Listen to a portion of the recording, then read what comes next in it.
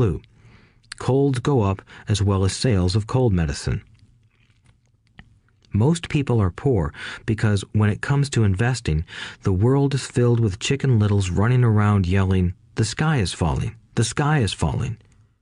And Chicken Littles are effective because every one of us is a little chicken.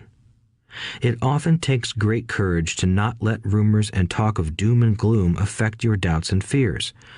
But a savvy investor knows that the seemingly worst of times is actually the best of times to make money. When everyone else is too afraid to act, they pull the trigger and are rewarded. Some time ago, a friend named Richard came from Boston to visit Kim and me in Phoenix. He was impressed with what we had done through stocks and real estate. The Phoenix real estate prices were depressed. We spent 2 days showing him what we thought were excellent opportunities for cash flow and capital appreciation. Kim and I are not real estate agents. We are strictly investors. After identifying a unit in a resort community, we called an agent who sold it to him that afternoon. The price was a mere $42,000 for a 2-bedroom townhome. Similar units were going for $65,000. He had found a bargain. Excited, he bought it and returned to Boston. 2 weeks later, the agent called to say that our friend had backed out. I called immediately to find out why. All he said was that he talked to his neighbor, and his neighbor told him it was a bad deal. He was paying too much. I asked Richard if his neighbor was an investor. Richard said he was not. When I asked why he listened to him, Richard got defensive and simply said he wanted to keep looking.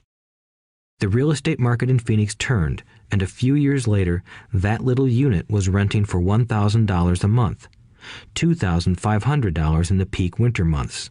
The unit was worth $95,000. All Richard had to put down was $5,000, and he would have had a start at getting out of the rat race. Today, he still has done nothing. Richard's backing out did not surprise me. It's called buyer's remorse, and it affects all of us. The little chicken won, and a chance at freedom was lost. In another example, I hold a small portion of my assets in tax lien certificates instead of CDs. I earn 16% per year on my money, which certainly beats the interest rates banks offer on CDs. The certificates are secured by real estate and enforced by state law, which is also better than most banks.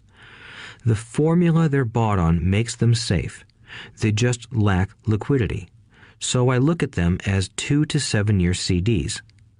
Almost every time I tell someone that I hold my money this way, especially if they have money in CDs, they will tell me it's risky. They tell me why I should not do it.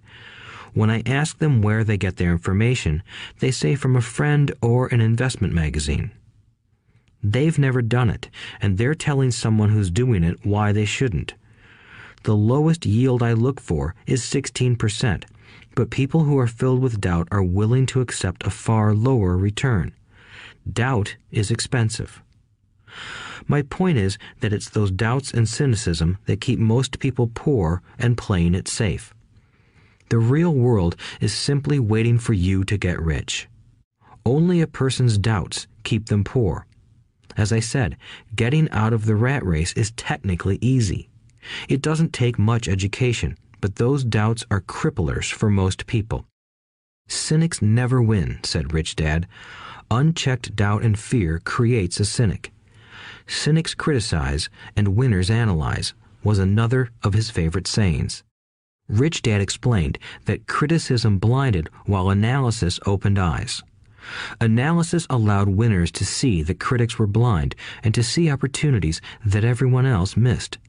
And finding what people miss is key to any success. Real estate is a powerful investment tool for anyone seeking financial independence or freedom. It is a unique investment tool. Yet every time I mention real estate as a vehicle, I often hear, "I don't want to fix toilets." That's what Peter Lynch calls noise. That's what my rich dad would say is the cynic talking, someone who criticizes and does not analyze, someone who lets their doubts and fears close their mind instead of open their eyes. So when someone says, "I don't want to fix toilets," I want to fire back, "What makes you think I want to?" They're saying a toilet is more important than what they want. I talk about freedom from the rat race, and they focus on toilets. That is the thought pattern that keeps most people poor.